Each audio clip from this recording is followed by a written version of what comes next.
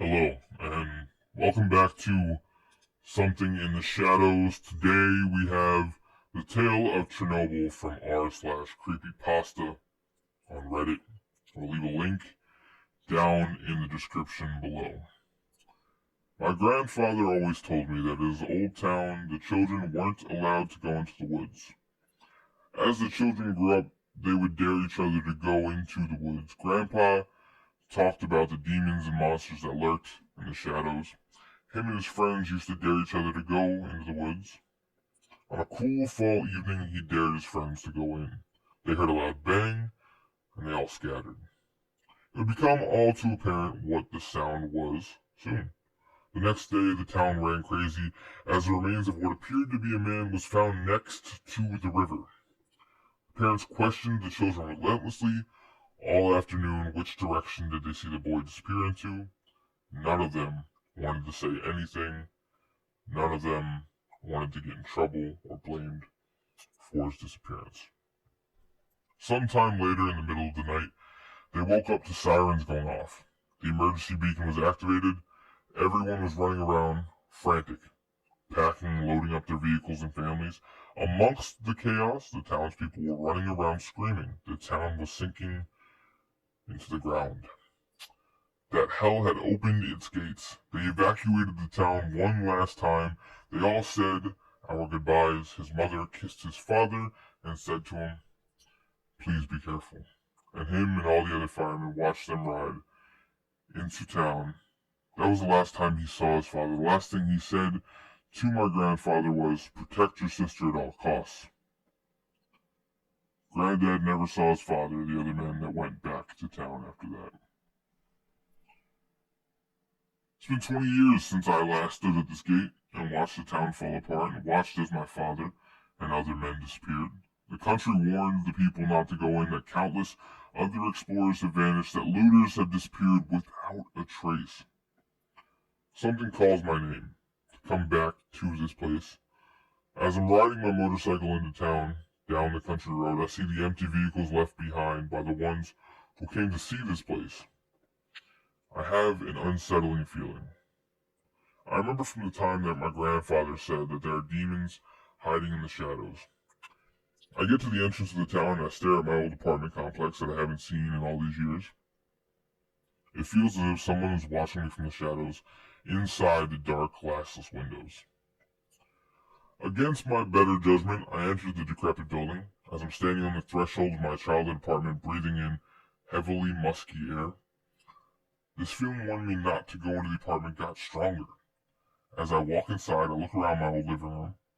Nothing has changed. The apartment is just as we left it that day, all those years ago. Just a little beat down from time wearing on. The table my mother set 20 years ago was still intact. The hair rose on the back of my neck. As I looked into the spot where my father sat at for meals, it looked untouched. It appeared as if it had been recently used. Compared to the rest of the apartment, that looked worn and beaten by time, next to the plate on the table was a picture of my mother, my sister, and I, without a speck of dust to be seen on the frame. It can't be.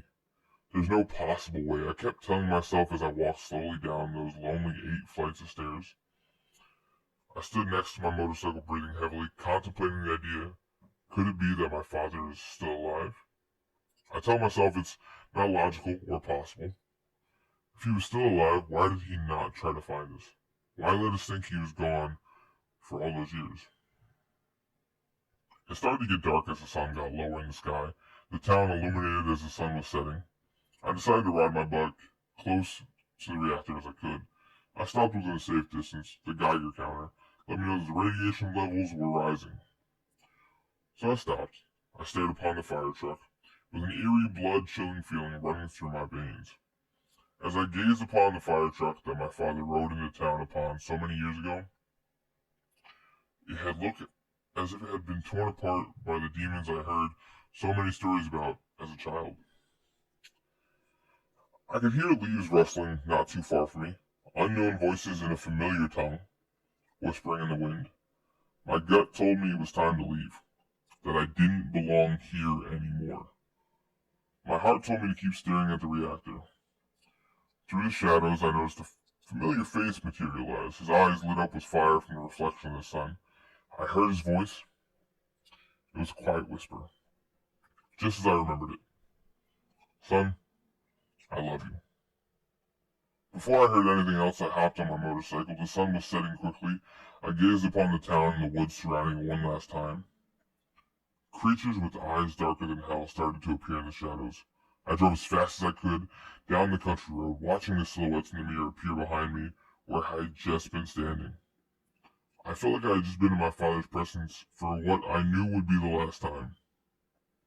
As the sun set further in the sky, I looked into the mirror and saw the town disappearing into the trees, never to be welcome in the Forbidden Forest again.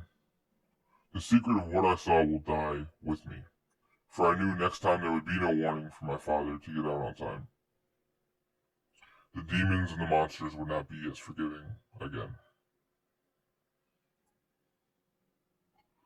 That is the tale of Chernobyl on Reddit r/CreepyPasta. Subscribe to the channel if you would like to enjoy more horror stories such as this one. I hope you have a horrifying day.